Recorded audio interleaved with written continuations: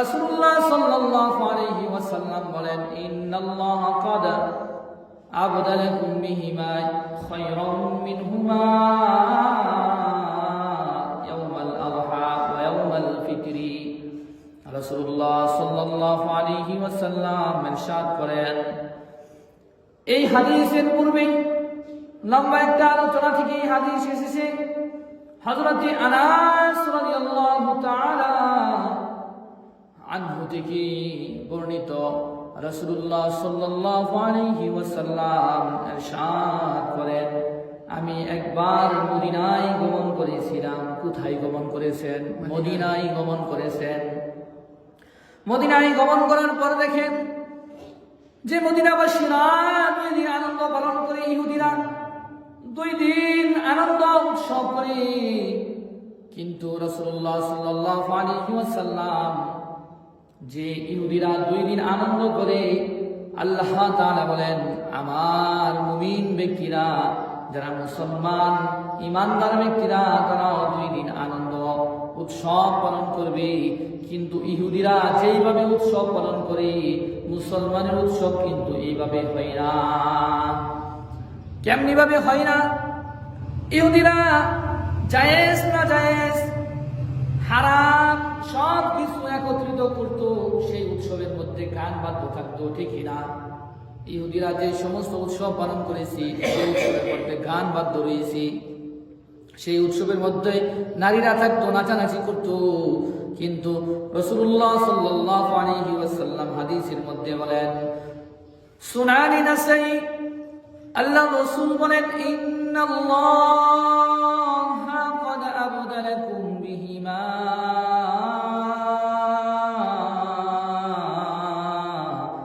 খায়রাম মিনহুমা ইয়াওমাল আযহা ওয়া ইয়াওমাল ফিতরি। রাসূলুল্লাহ সাল্লাল্লাহু আলাইহি ওয়াসাল্লাম বলেন, আল্লাহ তাআলা বলেন যে আমি আমার বান্দাদেরকে 2টা খুশির দিন দিয়েছি। এক হলো ঈদুল ফিতর এবং এক হলো ঈদুল আযহা। ঈদুল ফিতরের হলো রমাদান মাসের রোজা রাখার পর যেই খুশির দিন আসে, সেই খুশির দিনের নাম হলো ঈদুল ফিতর। যদি বলি সুবহানাল্লাহ। আবার যখন হজের সময় হয়, কুরবানি হয়, তখন ঈদুল আযহা হয়। তখন ঈদুল আযহার সঙ্গে আমরা কুরবানি করি। কথা বলেন ঠিক কিনা? সবাই বলি ঠিক কিনা? ঈদুল আযহার সঙ্গে আমরা কুরবানি করি।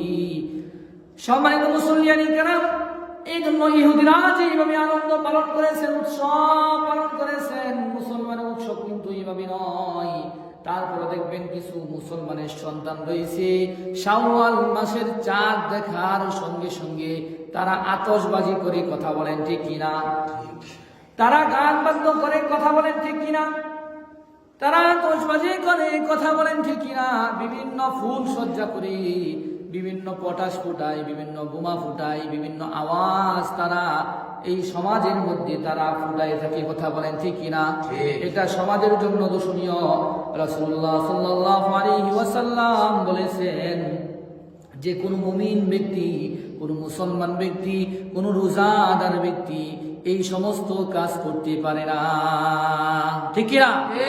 সম্মানিত মুসল্লিয়ানি কেরাম, এই জন্য রাসূলুল্লাহ সাল্লাল্লাহু আলাইহি ওয়াসাল্লাম বলেছেন, ইহুদিদের আনন্দ আর মুসলমানদের আনন্দের মধ্যে পার্থক্য রয়েছে। জোরে বলি সুবহানাল্লাহ।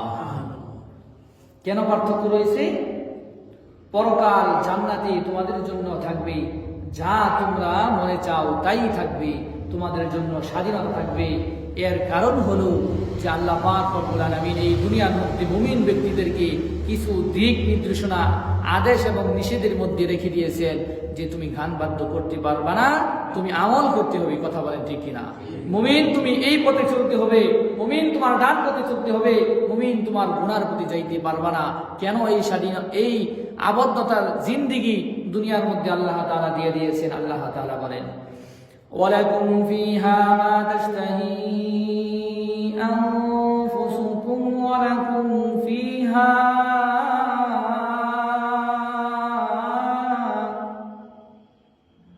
ওয়ালাকুম ফিহা মা তাদউন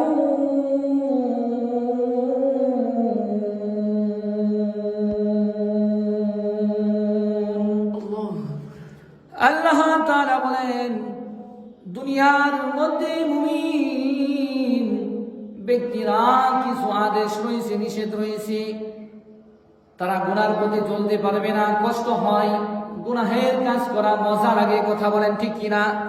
কিন্তু মুমিন ব্যক্তি যখন এই গুনাহ পরিত্যাগ করবে, আল্লাহ তাআলা বলেন পরকালে জান্নাতে তোমাদের যা মন চাই তোমরা তাই করবে, স্বাধীনতা দেওয়া হয়েছে। স্বাধীনতা কেমন স্বাধীনতা? এই দুনিয়ার মধ্যে মদ খাওয়া হারাম, কথা বলেন ঠিক কিনা? নারী নিয়ে আমোদ ফুর্তি করা হারাম, জিনা করা হারাম, গান বাদ্য শোনা হারাম। কিন্তু পরকালে আপনি এগুলি যত খুশি তত বেশি করবেন, কোনো বাধা নাই। এই আদেশ, এই খুশির সংবাদ যিনি দিয়েছেন তিনি কে? কিন্তু যারা এই দুনিয়ার মধ্যে গান বাদ্য করে, আতশবাজি করে, যারা নাকি আপনার জিনার মধ্যে লিপ্ত হয়ে যায়, আমোদ ফুর্তির মধ্যে লিপ্ত হয়ে যায়, তারা কি এই স্বাধীনতা পাইবে? তারা এই স্বাধীনতা পাইবে না। রাসূলুল্লাহ সাল্লাল্লাহু আলাইহি ওয়াসাল্লাম বলেছেন যে তোমরা দুইটা আনন্দের দিন পেয়ে